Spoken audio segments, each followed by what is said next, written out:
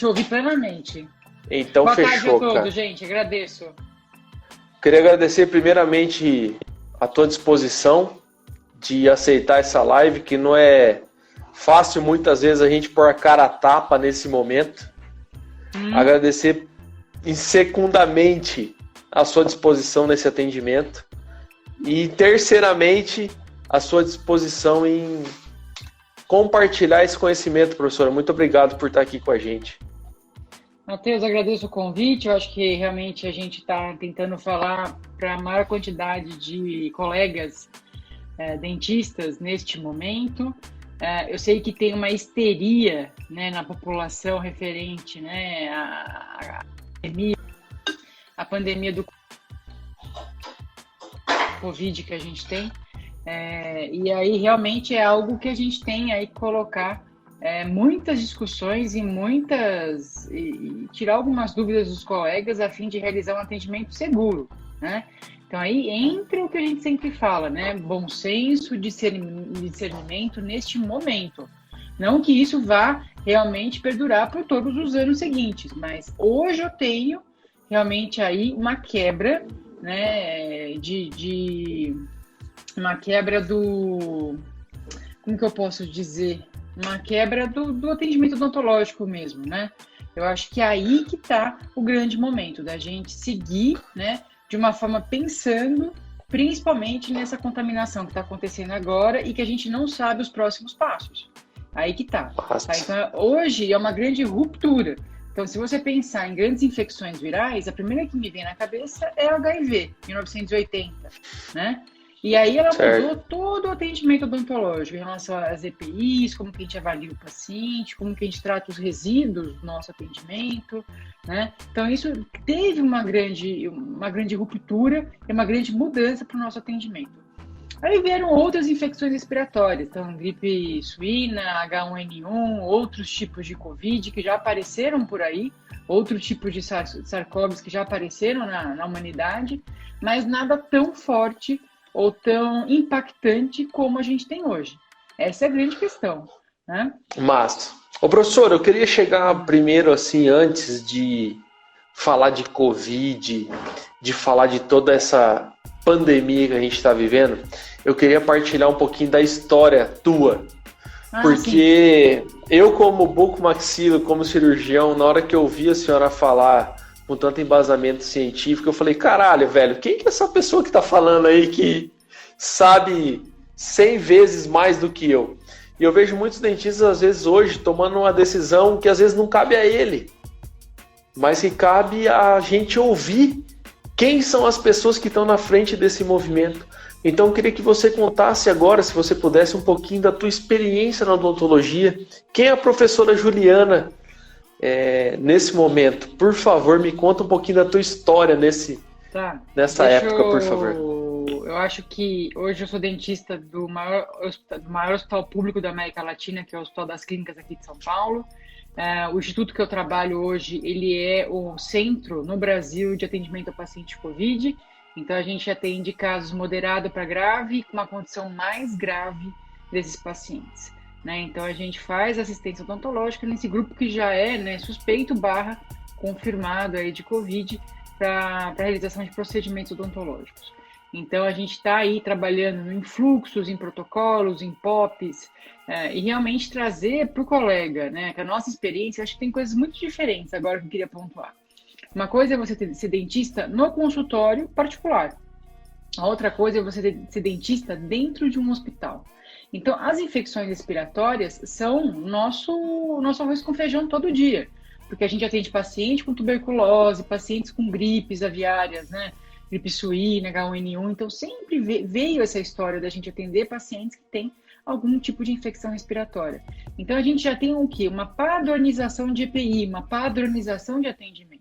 Então, para a gente, né, o grupo, claro, preocupa, mas é um grupo que a gente já tem o quê? Uma certa experiência nesse atendimento. O que me causa um pouco de receio é o colega que está no consultório e não tem essa noção, principalmente quando a gente fala de formação de aerosol, atendimento odontológico e coisas que podem vir com essa infecção. né? Então, eu acho assim, quem faz hospitalar hoje, que é um grupo de dentistas que tem cada vez mais, está crescendo, na verdade, por quê?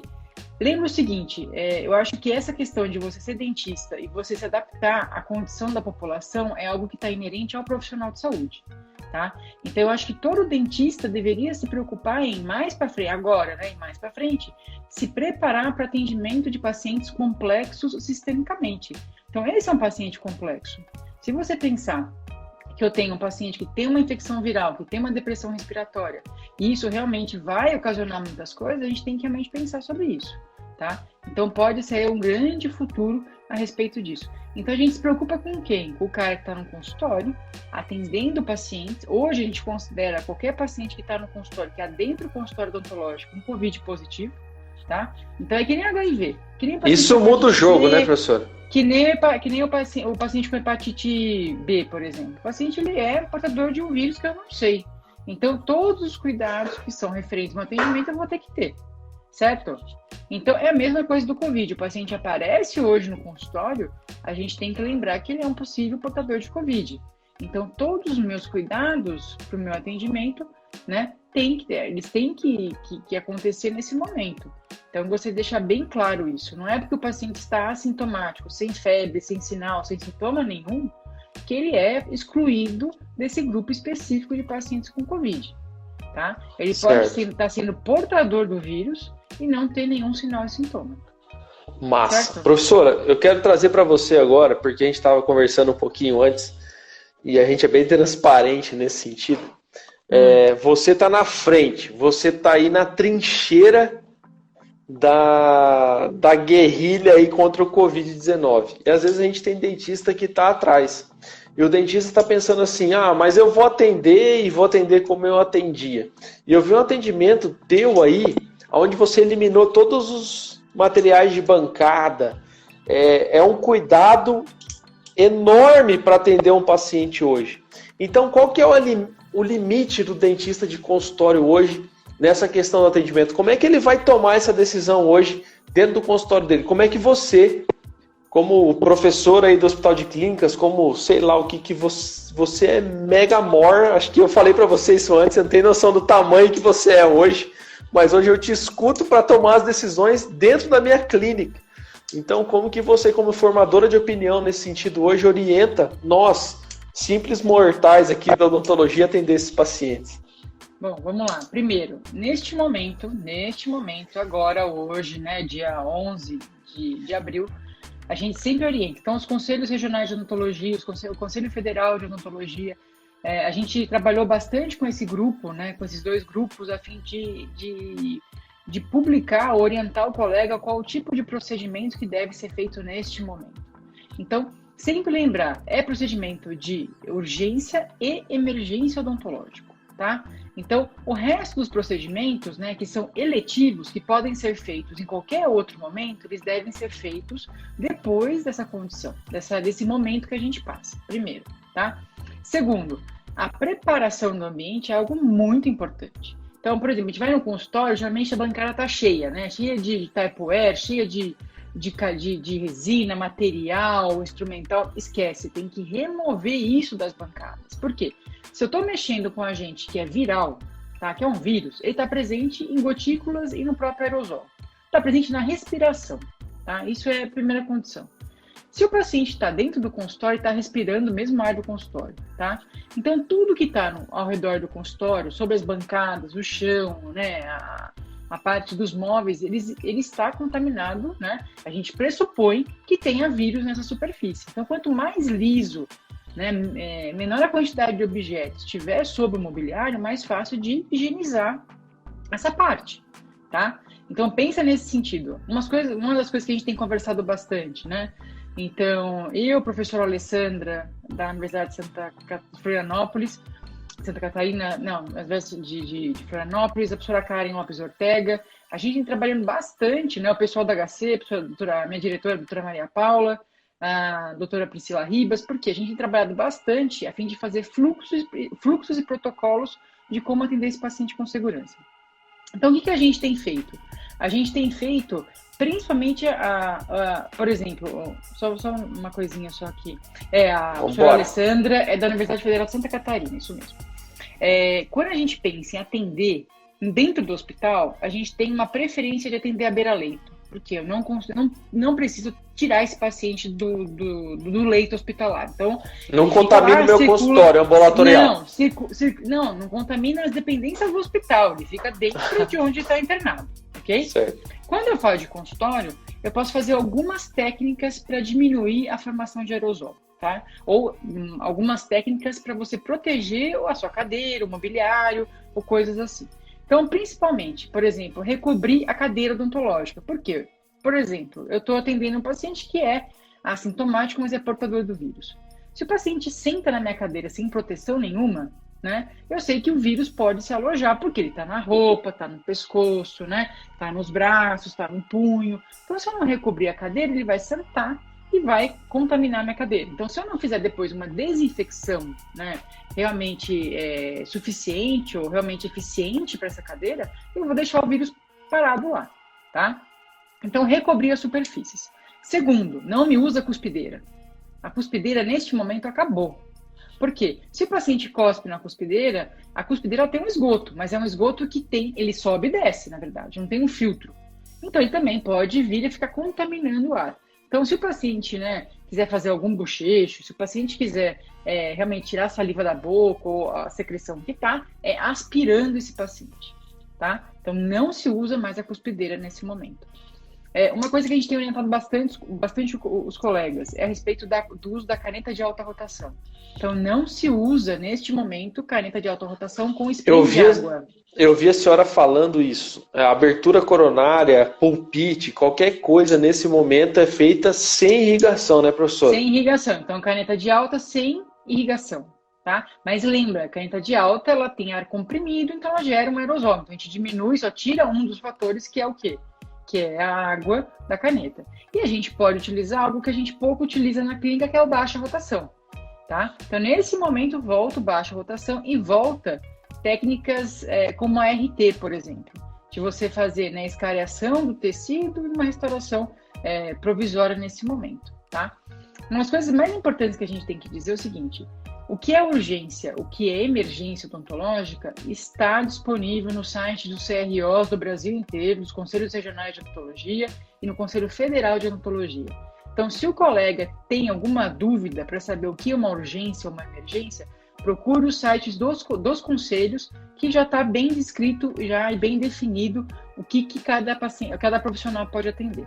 Segundo, não é porque eu estou aqui ou você está aqui que a gente mande alguém neste momento, tá? O profissional tem autonomia. O que é autonomia? Eu quero seguir o que a vigilância sanitária fala, o que os conselhos falam, ou eu quero pôr minha conta em risco.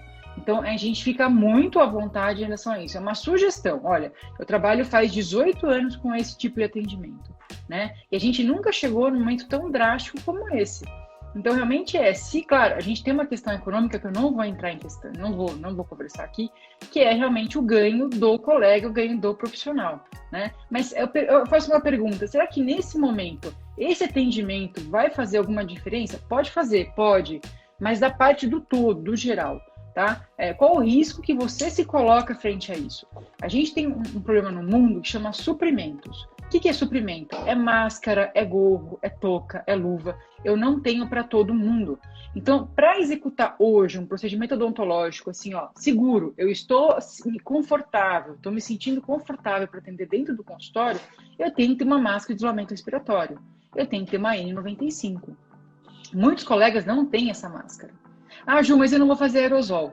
Gente, é assim, se você pega os dados médicos e a literatura médica e a vivência do dia a dia, se o paciente é intubado logo, quando tem o diagnóstico do Covid, ele transmite menos para as pessoas, porque a respiração transmite o vírus.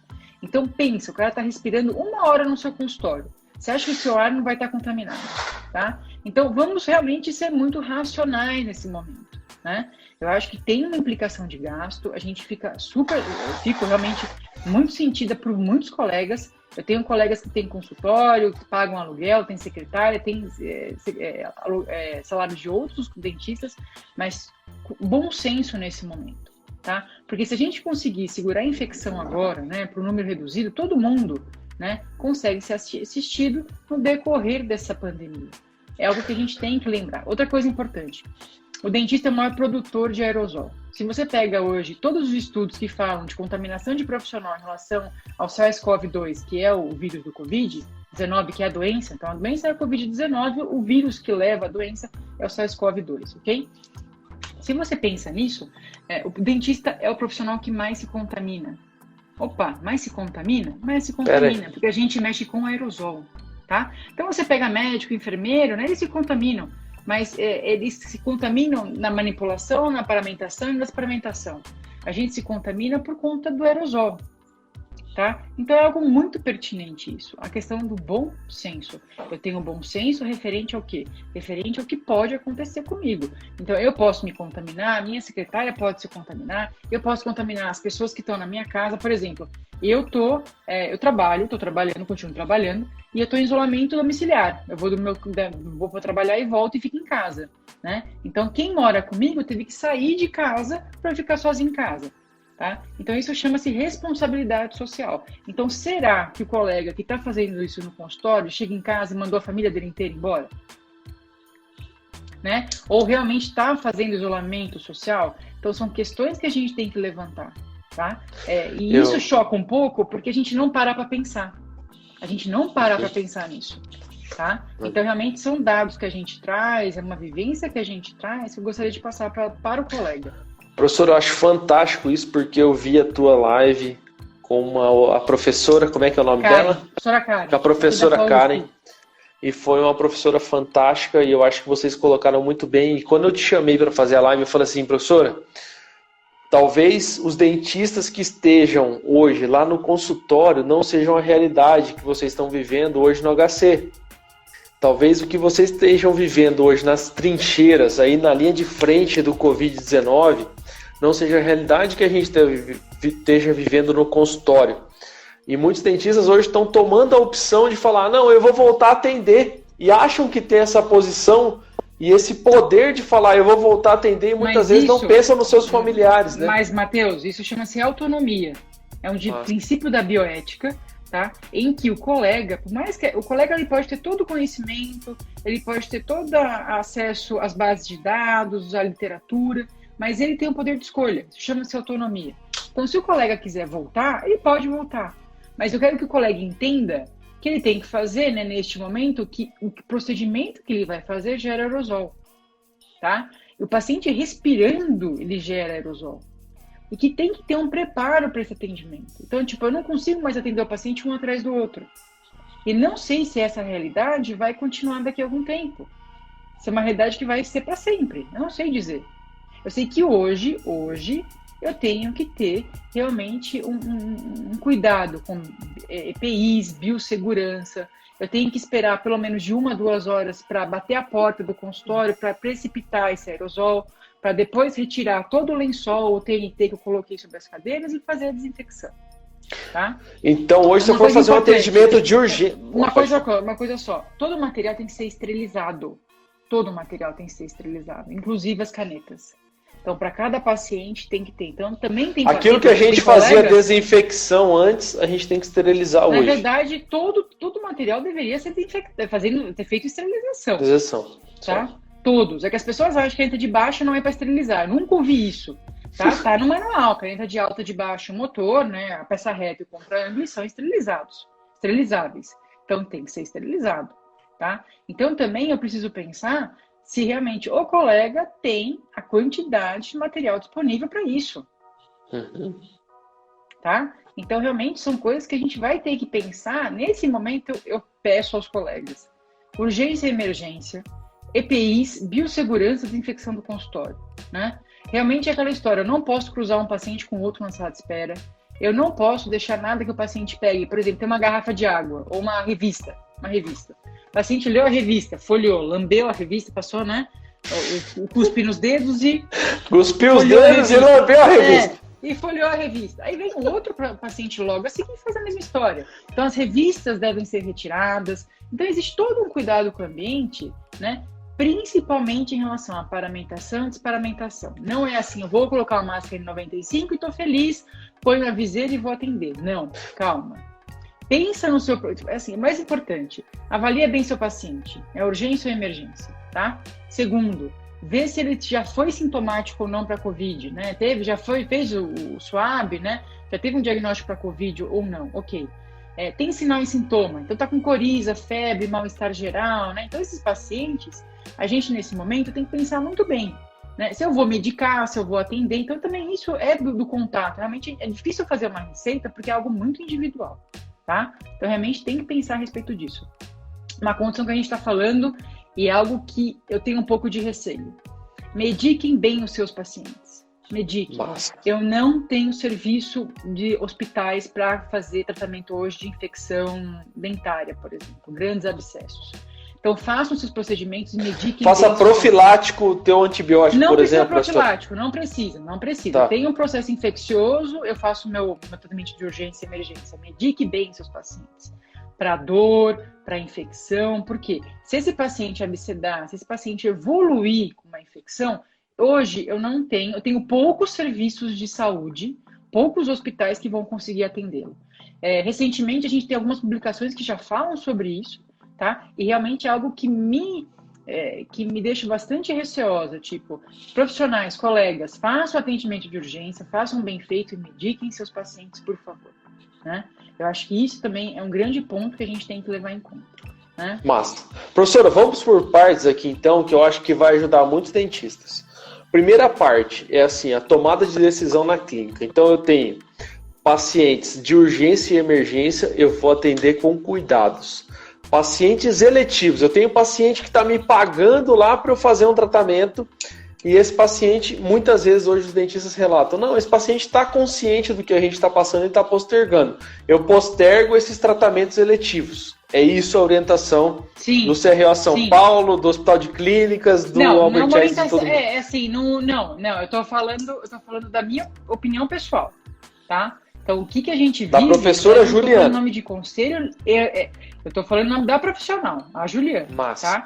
tá? Por favor, colegas, né? Eu acho que agora é um momento de bom senso. Eu acho que cabe a autonomia de cada um. Então, já existem recomendações para este momento. Quem quiser optar por ele ou não, realmente é o profissional. A decisão é dele, não é do conselho, não é de ninguém. A decisão é do colega. Então, a gente vê a literatura, a gente fala, a gente vê nas redes sociais, a gente trabalha em cima de material para orientar o colega. Então, isso são sugestões, são recomendações, não são normas, não são mandatórios. Que fique bem claro isso, tá? São realmente recomendações. De novo, lembrando, o colega ou profissional cirurgião dentista tem autonomia em decidir se vai realmente fazer todo o consultório de rotina ou se vai fazer só urgência e emergência. Ponto. Tá? E quando eu falo autonomia, né, professor? Eu tô falando com a dor e a delícia de ser dentista, né, professora? Olha, eu estou falando de algo muito complicado, que realmente pode implicar na responsabilidade civil do cirurgião dentista. Tá? Fantástico. Isso é algo que realmente a gente tem que lembrar. Se você lembra da ética, realmente tem que prezar pela segurança do seu paciente. Assim como o paciente também tem que entender que tem que ter segurança no consultório. São direitos e deveres do paciente, direitos e deveres do profissional. Tá no nosso código de ética lá na ontologia. Acessa a CRO São Paulo, acessa os sites dos conselhos, que já está em PDF há bastante tempo, né? O código de ética está em PDF nos sites dos conselhos e do Conselho Federal de Odontologia também. Tá? Massa. Então, assim, se você tem um paciente para ser atendido de urgência e emergência, escolha atendê-lo da maneira correta. Professora, qual é o embasamento científico hoje que eu tenho para atender um paciente neste momento de pandemia? Eu vi a tua fotografia lá do consultório e eu me assustei na hora que eu vi. É lençol para todo lado, remoção de todos os materiais que a gente utiliza. E muitos dentistas, às vezes, não têm essa visão de um atendimento de todo paciente é um COVID positivo, né? Tá. O que acontece? Essa paramentação e essa parte de você estruturar o consultório já vem de técnica cirúrgica, já vem da medicina, já vem da odontologia, já vem de muito tempo. É que, às vezes, pela rotina do consultório, por não entender, ou por não perceber, ou até passar desapercebido, a gente se perde um pouco na biossegurança, mas isso é biossegurança puramente, tá? A literatura já existe, tudo que você possa imaginar em relação à desinfecção de superfície, a recobrimento de barreira, uso de barreiras, realmente isso é importante neste momento, tá? Então, realmente é algo que a gente tem que se atentar, o colega às vezes tem que voltar, no meu Instagram eu estou sempre disponível aos colegas, então tem dúvida de procedimento, tem dúvida disso, o que eu posso usar, o que eu posso substituir, a gente está prestando consultoria gratuita, tá? Para todos os colegas nesse momento. Claro, a gente às vezes tem um atraso de algum tempo, porque eu estou trabalhando bastante, mais do que a gente gostaria nesse momento, não só por conta do atendimento, mas também por conta de toda a parte burocrática a respeito disso. Então, realmente é a parte científica, é a leitura, é o entendimento, porque eu acho mais importante não é só prestar assistência. A gente faz ensino, a gente faz pesquisa para ajudar toda a comunidade odontológica a realmente ser profissionais de saúde inseridos nesse momento, tá? E eu vejo assim, por exemplo, vamos dar um exemplo prático para quem está vendo a gente agora. Professora Juliana, eu tenho uma extração para fazer no meu consultório segunda-feira, o paciente está morrendo de dor. Quais os cuidados que eu tenho que tomar em relação a isso? É hipoclorito, é bochecho com clorexidina 0,12, e eu sei da capacidade que você tem científica em cima disso. Então eu queria que você trouxesse isso para o embasamento na decisão do tratamento. Tá, primeiro eu acho mais importante, né? Se é uma urgência odontológica, ok. Eu acho assim, se você tiver toda a parte de EPIs completos, ok. Procedimento, ok. Se não tiver, medique o paciente. Veja como que ele fique. Tá? Isso é uma opinião pessoal minha. Tá? Segundo, vamos atender o paciente. Tem EPI, tenho máscara N95, tenho óculos de proteção, touca, eu tenho a viseira, face shield, eu tenho avental descartável, eu tenho propé. Minha auxiliar também tem isso. Lembra que a auxiliar também ela é uma fonte de contaminação, então é para o dentista e para o auxiliar. Se eu tiver um terceiro auxiliar em sala, a gente não recomenda. Então, geralmente, o atendimento em 2 mãos está perfeito, tá? E faça realmente, tire tudo de bancadas, tire a parte do que realmente possa ser incrustado com que vai sedimentar o aerosol e ficar. Pode recobrir as superfícies e faça o atendimento. Não deixe o paciente cuspir na cuspideira, né? Use o aspirador. A literatura vem mostrando, né, do bochecho do peróxido de hidrogênio ou do uso do PVPI, do Povidi. O que a gente, né, tem visto? A gente não tem no mercado ainda nenhum bochecho que seja biocida ou virucida. Tá? Biocida ou virucida, ou seja, que tem ação sobre vírus. Que a gente viu algumas coisas na China, né, professor, que matava o Covid, que então, tal. Mas vamos pensar, mas tem outras substâncias vamos envolvidas, né? Não, vamos fazer uma reflexão aqui, ó. Vamos fazer uma reflexão. Vamos lá. Se você pensa em vírus, você pensa numa infecção respiratória, ok? Certo. Se eu faço um bochecho, se tivesse um bochecho que fosse virucida, que fosse capaz de eliminar vírus, só realmente iriam ser destruídos os vírus pertencentes na cavidade bucal. É um vírus respiratório, ele vem do ar inspirado e expirado. Então, ele constantemente faz o quê? Ele contamina a cavidade oral. Tá? O que a gente sabe hoje? Que não existe nenhum agente colutório ou bochecho virucida ou biocida efetivo. Segundo, a gente não sabe se esse vírus está presente na glândula salivar e é excretado na saliva, ou vem do fluido crevicular, que é do ligamento periodontal, ou vem do ar inspirado ou expirado. Isso são pesquisas que estão acontecendo. Tá? Terceiro, o que a gente orienta o colega? Peraí, professora, peraí. Minha capacidade cognitiva talvez não alcançou o teu pensamento e de outros dentistas. Então ela pode vir do ligamento periodontal, ela São pode suposições. vir... Certo. Da produção da saliva ou do sistema respiratório. Massa, tá? Velho. Isso aí a gente não pensa, do né? sistema respiratório ele vem. Porque qual que é o principal órgão de acometimento do vírus? Pulmão. Aham. Se você lembrar que boca começa o sistema digestivo e é o início do sistema respiratório. Então, o que você tem na boca? Vírus. Tá? Certo. Então, qualquer uso de bochecho que vai ser feito, né, ele não vai ser efetivo nesse momento por conta disso. Porque você sempre tem uma retroalimentação da boca, tá? Mas vai que o colega quer seguir aí, né, o bochecho para fazer, que ele leu em alguma literatura, né? Pode fazer. não vai fazer diferença. Na verdade, a gente está fazendo pesquisa sobre isso, mas ok. Não me usa cuspideira. O paciente fez o bochecho, você vai com o aspirador e aspira esse paciente. Por quê? Se jogar na cuspideira, não tem válvula essa cuspideira, o ar volta e contamina o ambiente. Então, ele também vai retroalimentar essa contaminação do ambiente. Ponto. Segundo, pode ser feito um bochecho com clorexidina, por exemplo? Pode. Por quê? O que a gente tem na boca? Bactéria. E eu vou fazer um procedimento odontológico cruento. Então, eu posso fazer a desinfecção da boca, continuar com a clorexidina. Novamente, faz o bochecho e não cospe, aspira esse paciente, tá? Então, qual que é a grande questão do procedimento? É não fazer aerosol. É não fazer com que tudo que está na boca do paciente se espalhe pelo consultório, tá? Então, realmente, essa é a grande questão. Uma coisa que a gente tem que lembrar. Máscara N95. Porque ela encaixa, porque ela não respira, né? Tem alguns cuidados para isso. Então, a máscara tem que treinar a inserção e a remoção dessa máscara, tá?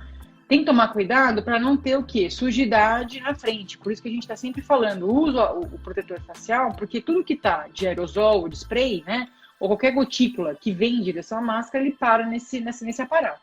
Então, ele não suja a máscara. Então, eu consigo tirar essa máscara e guardar no local depois, tá? Então, isso... Que é o Face Shield. Lembrando, professor, que eu não estou atendendo ninguém, viu? Se eu tivesse atendendo, eu tinha tirado a barba, professor. Que bom, fico feliz, porque assim, um conselho que a gente fala, né? Porque existem já na literatura vários artigos que falam sobre a eficiência do selamento da máscara N95 com a face, tá? O Face Shield, né? Aquele que põe na cara inteira, assim. Não. A da máscara N95. Só da máscara? Só da máscara, aquela máscara do isolamento respiratório. Máscara para isolamento respiratório. Lembrar que as mulheres não podem estar maquiadas, não pode ter base, não pode ter pó, não é pó, né? O pó da maquiagem. Os homens têm que estar sem barba, porque a gente percebe que existe uma falha de selamento. Outra coisa pode ser que na hora que eu encoste a máscara, fique um espaço entre a máscara e a pele. Fica uma deficiência de selamento. Outra coisa importante que a gente tem observado e que a literatura já tem alguns indícios, que muito movimento corporal ou muito movimento de fala faz com que a máscara se desloque. Então, durante o atendimento, o mínimo de falar possível. Caralho, velho. Tá? Então, isso ninguém pensa, né, professora? A gente está atendendo, o paciente está falando ao mesmo tempo, cara. O problema é isso está na literatura. Se você pega tudo o que foi publicado, eu acho que o que falta ao dentista é a análise crítica da literatura que já está publicada. Então, se alguém fala alguma coisa, retorna à literatura e vá buscar evidências científicas que alguém falou isso. Tipo, eu tenho certeza que alguém vai me mandar depois e falar assim, Ju, eu procurei no PubMed e achei o que você disse, porque já está nas bases de dados tudo o que a gente está falando. Tá?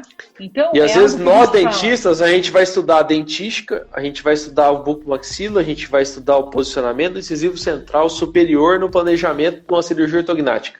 Mas hoje, nesse momento, a gente não busca um embasamento científico para o atendimento de um paciente com Covid positivo, né, professor? Desde sempre, principalmente com o envelhecimento populacional que a gente tem, a gente vai ter que começar a estudar a parte de fisiologia, a parte de matérias básicas, porque isso vai implicar no meu atendimento. Por mais que eu faça dentística, prótese, implante, né, cirurgia, porque isso vai implicar no resultado do meu procedimento. Então, a partir de hoje, né, cabe ao dentista requerer, né, sentar e estudar outras matérias que não são pertinentes à odontologia. São pertinentes às áreas de saúde. Aí sim, eu gostaria de lembrar o seguinte, por mais que todos nós, né, somos dentistas, ok. Mas eu gostaria de lembrar que todos nós somos profissionais de saúde. Nós sabemos avaliar sinais vitais, a gente sabe avaliar o paciente, né? Então a gente é muito mais do que um técnico, a gente é um profissional de saúde, a gente sabe avaliar, interpretar exames laboratoriais, exames de imagem, então realmente se coloque como um profissional de saúde, né? Tanto que hoje todo mundo teve que fazer um cadastro nacional de recrutamento para profissionais de saúde. Porque nós somos profissionais de saúde. Isso vai implicar numa mudança não só de atendimento, mas também de conhecimento, né? Então, a gente não sabe como que nós vamos viver depois do Covid-19. Aí, claro, são são outros passos, outros momentos, mas que a gente se preocupa agora com o momento atual. E eu acho que essa é a próxima pergunta do milhão, né, professora? Como que você vê o atendimento odontológico? Eu tive uma briga quase conjugal com a minha esposa, que inclusive é sua aluna lá no Albert Einstein, na odontologia hospitalar, onde eu falei com ela assim, eu falei, bacana, a gente vai precisar do capote, a gente vai precisar do óculos, a gente vai precisar da N95, a gente vai precisar talvez de um teste imediato que custa R$310, e quem vai pagar essa conta para a gente fazer um atendimento eletivo na odontologia? Como que a gente encontra esse equilíbrio? Então eu gostaria de uma visão de quem está no front-end dessa doença e de quem vive a odontologia realmente na raiz dela, com embasamento científico, de qual será o próximo passo, professora, para nós que estamos aqui na luta diária, né? Olha, é algo muito difícil de se imaginar, né? O que a gente consegue ver agora é realmente um aumento do uso de suprimentos, tá?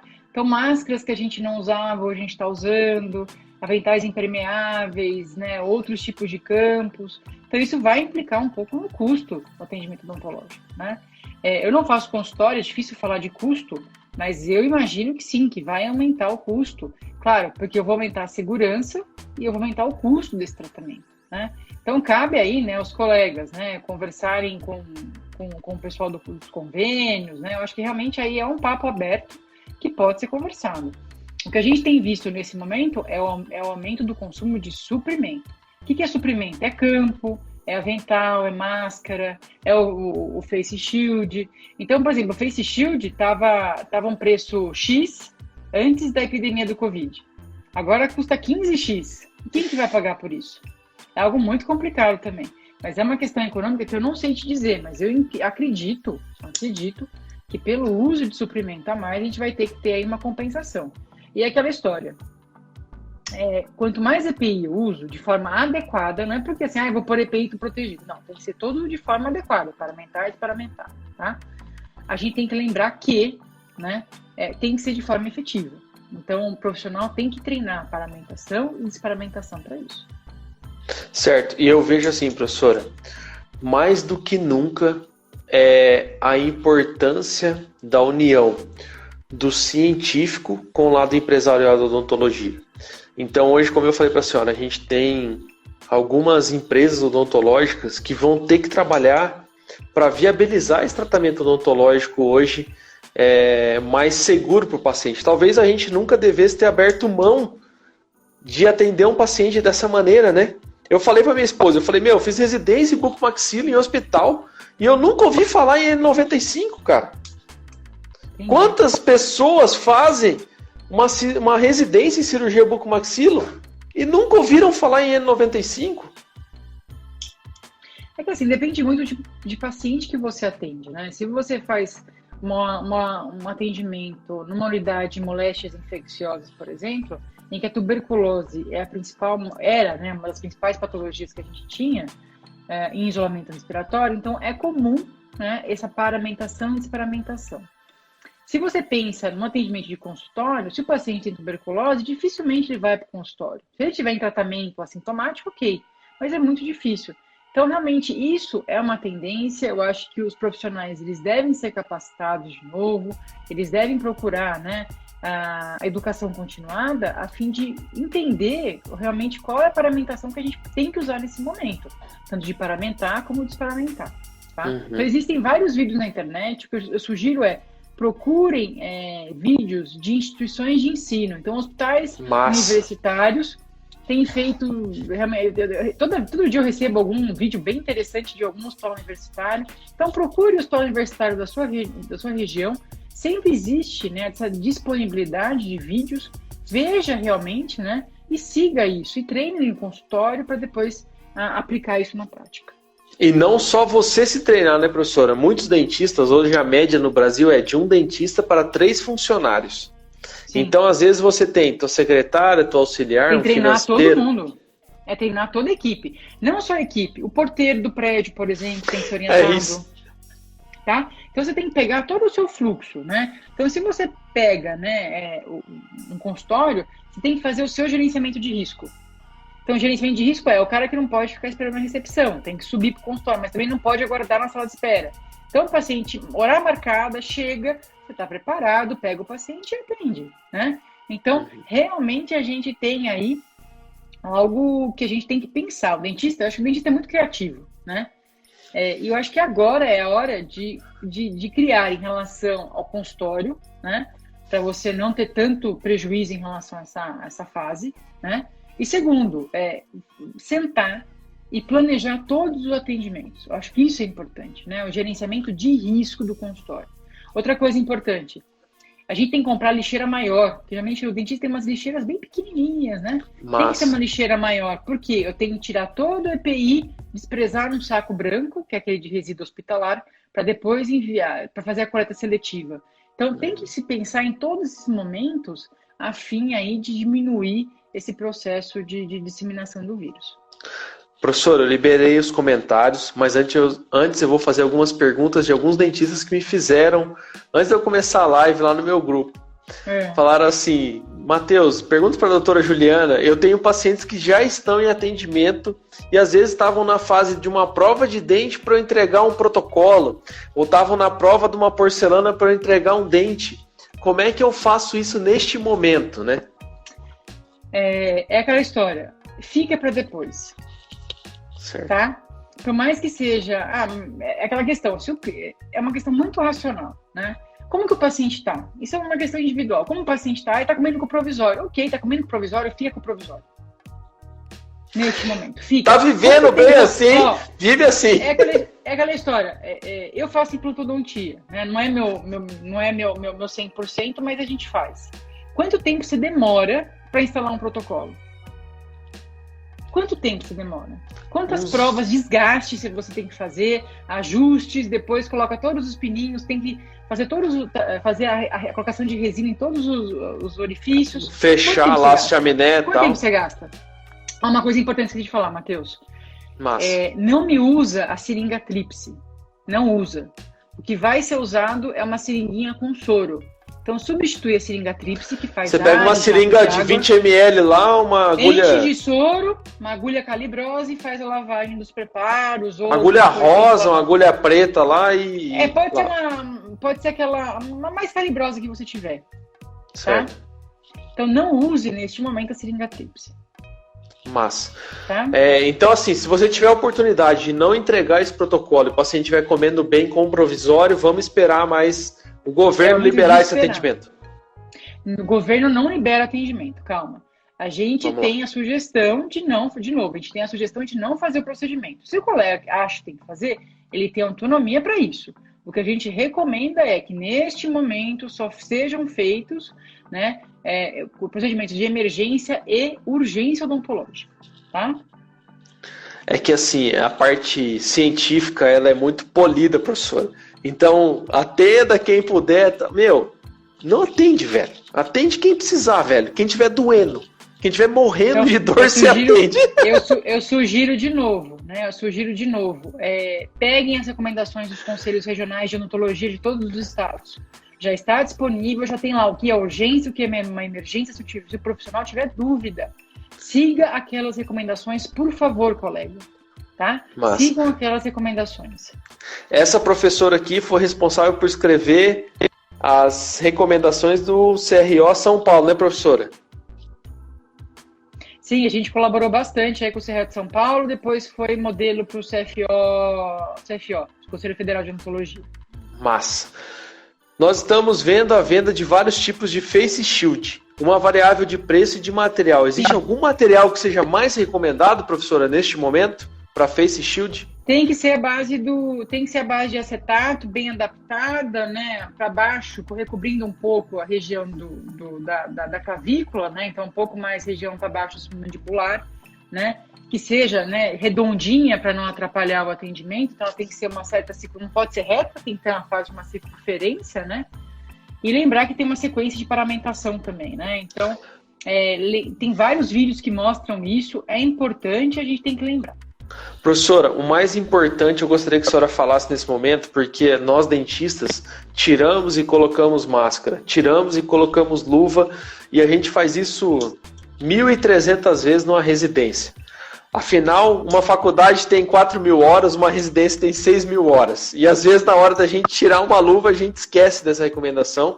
E talvez seja o período de maior contaminação de uma pessoa da nossa área, né? O período de maior contaminação é na parte do sistema respiratório. Tá? Porque se eu toquei alguma parte do avental, da luva, eu passo álcool gel e resolvi meu problema. Tá? Certo. Então, sempre lavagem das mãos e uso de álcool gel. Primeiro. Segundo, eu me desparamento inteira para depois tirar face shield, óculos de proteção, né, a touca. Por último, eu tiro a máscara. Tá? E lembrar o seguinte, eu tenho, por exemplo, o pescoço longo, então meu pescoço fica à mostra no meu atendimento. Tá? E geralmente o avental não consegue recobrir meu pescoço. Eu tenho que utilizar álcool para limpar meu pescoço após o atendimento. Tá? Por quê? Atendi, o vírus ficou no pescoço, eu passei a mão aqui, passei a mão no rosto, tem o risco de me contaminar. Tem o risco de me contaminar. Tá? Então, por isso que a gente está lembrando, não façam aerossóis, não façam. Porque o aerosol, ele espirra. Quem faz bastante clínica, vê que você faz um preparo com caneta de alta rotação, espirra no óculos, espirra na máscara, espirra na região cervical. E o espirro, na verdade, é água, ar com secreção do paciente. Tá? Muito massa, velho. Então, vamos supor que eu tô lá, o paciente está com dor, eu fiz o atendimento com óculos, máscara, face shield e um jaleco impermeável.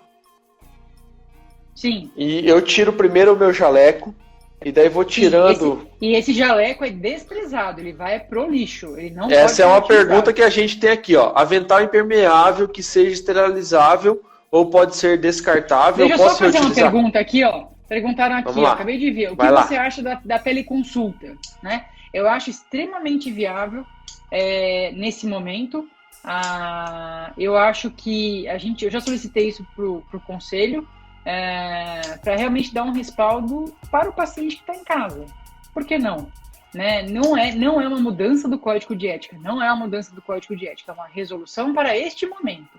Então, ela tem, né, validade de lei, toda resolução ela tem validade de lei e ela pode ser determinada por um período, não é por todo o período, a partir de publicada ela vai valer, ela pode ter um período aí de aplicação, tá? Isso chama-se resolução. Tá? Professora, posso dar minha visão aqui de apenas um ouvinte dessa live aqui? Eu acho que a teleodontologia vai ser uma realidade pós esse momento. Quanto menos consultas a gente tiver para atender o nosso paciente, melhor vai ser para todo mundo, né? Matheus, não só a parte da teleconsulta, a parte também da educação à distância.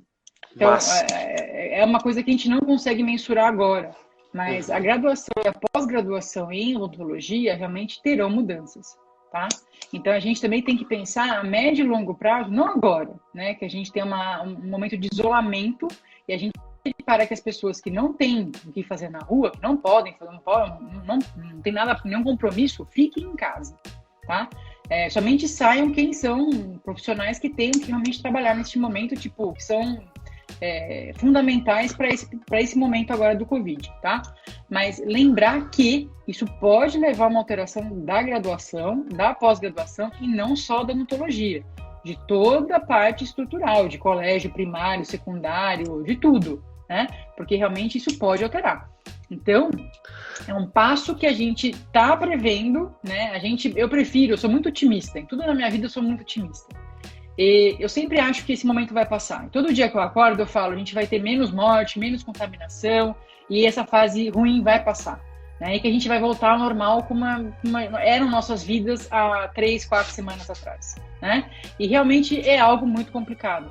Mas a gente prevê um futuro que a gente vai ter que usar as tecnologias, a teleodontologia, né, as plataformas EAD, e o professor vai ter que se adaptar a isso. Então a gente se adapta, o professor se adapta, assim como o aluno se adapta e a sociedade se adapta. Então realmente aí vamos ver o que realmente a gente terá nos próximos passos aí para a odontologia. Professor, eu gostaria de falar uma coisa agora nesse momento. Eu tenho estudado muito isso e muitas vezes a gente perguntou o que fazer. A segunda pergunta era como fazer. E a terceira pergunta nesse momento para mim é quem sabe fazer? E acho que você está aqui agora nessa live corrobora com todo esse pensamento. Quem sabe fazer e quem sabe atender. E quem tem embasamento científico para esse momento são professoras como você. Então, eu espero ser a voz para exacerbar o conhecimento que vocês têm nesse momento, porque eu acho que realmente o conhecimento nosso vai ser EAD. E eu acho que vocês não têm noção do tamanho que vocês têm nesse momento para odontologia. Eu tenho muito mais dentistas meus que talvez não estejam na frente do coronavírus, mas estejam pensando como eu vou alimentar meu filho, como eu vou pagar minhas contas, mas não tenho o conhecimento que vocês têm para esse atendimento. Então eu queria agradecer demais pela dedicação do seu tempo no sábado à tarde e pela dedicação daqueles momentos, às vezes à noite, que a gente está da meia-noite até as 4 da manhã lendo artigo científico ali, fazendo resumo, para poder saber o que a gente vai fazer no dia seguinte, né, professora? É assim, uma coisa que a gente sempre coloca tem alguém perguntando da máscara, o PFF2. Se ela for similar a 95, ela tá valendo, tá? Então tem que olhar lá a marca, o representante e ver qual tipo de máscara que tem. Se for similar, ok, tá? Queria até agradecer os elogios aqui, várias pessoas falando. Fantástico. Né, agradeço aí todo mundo que veio na live. Uma coisa importante, é o momento agora. A gente não sabe os dias daqui. O que a gente quer é que realmente se tenha esse bom senso. Bom senso para atendimentos, preparo de todo o ambiente.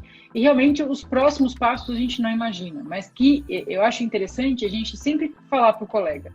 A gente está aqui, tá? A gente estuda para isso, para que realmente a gente possa dar a maior segurança e o apoio ao colega que neste momento tem medo, tá?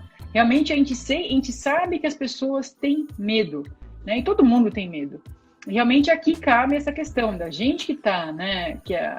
E outros colegas que trabalham junto a respeito de como atender esses pacientes, saibam que nós estamos estudando, saiba que a comunidade científica está estudando. Tudo que é feito é baseado em evidências científicas. Então a pesquisa ela vem muito forte para isso, para resolver as nossas perguntas. Então, toda pergunta que surge, ela precisa ser resolvida.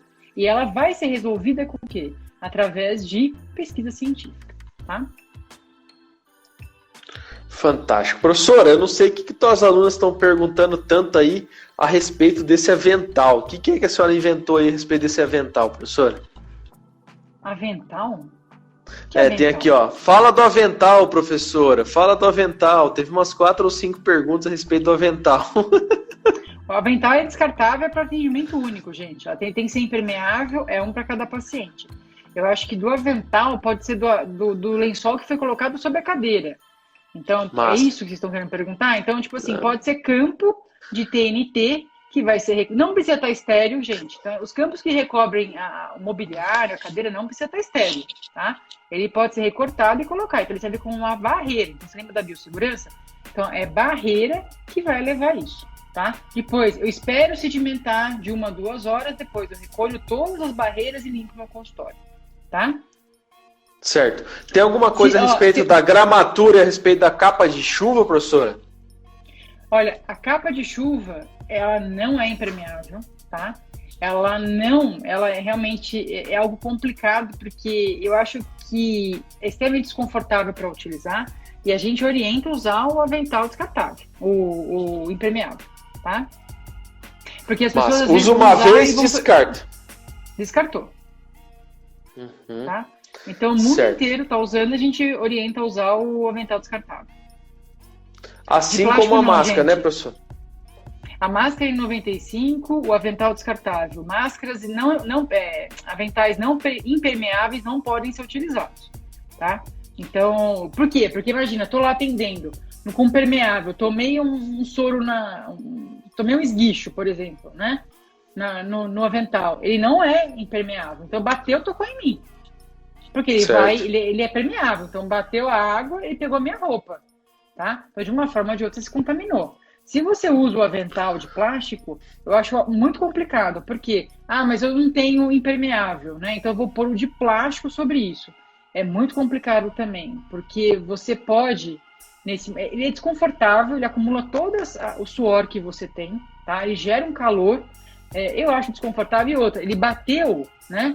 Ele vai respingar, então é algo também complicado do ponto de vista de biossegurança, tá?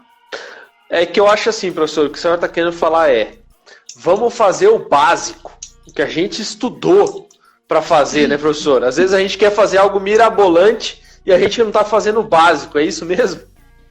Não disse isso. O que eu estou dizendo é o seguinte, é que façam realmente urgências e emergências odontológicas e prezem pela sua biossegurança, né? Vamos tentar utilizar métodos de não fazer aerosol, tá? Então, tudo que a gente for fazer, então, é criatividade, né? O que eu posso fazer para esse paciente para que não faça aerosol? Então, eu posso fazer, por exemplo, endo. Endo deve ser o que está mais recorrendo urgência nesse momento. Dor de dente, pulpite. Abre com alta rotação até chegar, né? Dentina, até a parte da dentina. Depois é baixa a rotação. Isolamento absoluto, lavar com sorinho. Então, realmente é isso, tá? Porque a gente gosta de uma seringa tríplice, a gente gosta de um ar seco, a gente gosta daquele, né? Do away. Na verdade, não é a hora agora. Agora, quanto menos gerar, melhor fica, tá? Massa. Então, assim, se você quer fazer um atendimento nesse momento, se você, dentro do teu livre-arbítrio aí, tem autonomia para decidir se quer atender ou não, atenda com a maior segurança possível. Atenda com isso. Isso é muito... Matheus, esse é o ponto principal. Atenda com segurança. Faça a sua odontologia, né? Atenda o paciente, que é aquilo que a gente se propôs a fazer, atender pacientes. Mas não se contamine por isso. Pensa, o maior... Não contamine você, tua família, isso, né, professora? Teus filhos, teus pais, teus avós. Você coloca em risco você e aqueles que você ama. Então, tenha condições de atendimento, tá? A máscara 95 cirúrgica pode ser colocada em cima da máscara 95? Pode. Você protege, mas a máscara tem que ser trocada, a cirúrgica tem que ser trocada toda hora, tá? Lembra do suprimento que a gente não tem máscara para todo mundo. Usa o face shield que tá certo. Doutor, usar água sem alta? Sem alta, né? Estão pedindo para salvar o vídeo no YouTube. Aí é com você, não é comigo. Essa aí você deixa comigo, professor, porque eu tenho aqui 50 segundos para terminar a live. Eu queria agradecer uma pessoa do seu tamanho, tá aqui dedicando tempo para orientar dentistas realmente que estão no mocho todo dia. Porque quando a gente está lá na frente do hospital, realmente, às vezes a gente não tem noção do que está acontecendo ao redor. E você é uma formadora de opinião.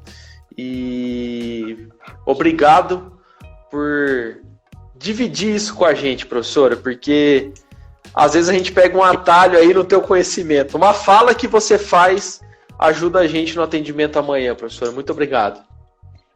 Matheus, obrigado pelo convite. Um grande abraço a todo mundo que esteve aqui me ouvindo. É uma grande oportunidade, porque eu acho que quanto mais orientados os colegas forem, eu acho que mais seguro se torna o nosso atendimento. Eu fico à disposição, todo mundo... para que realmente aí a gente consiga esclarecer as dúvidas dos colegas. Obrigada pelo convite, né? Fico muito feliz de ter participado, espero ter esclarecido a dúvida de todo mundo aí e a gente fica à disposição. Massa! O meu compromisso eu vou salvar essa live e vou disponibilizar para o máximo de pessoas que eu conseguir, até mais do que isso. Eu vou investir dinheiro nessa live aí para que ela chegue no máximo de dentistas possível, viu, professora? Muito obrigado. Um abraço. Essa é a nossa missão. Tchau, tchau. Obrigada, gente. Valeu. Tchau, tchau. Valeu. Um abraço. Tchau, tchau.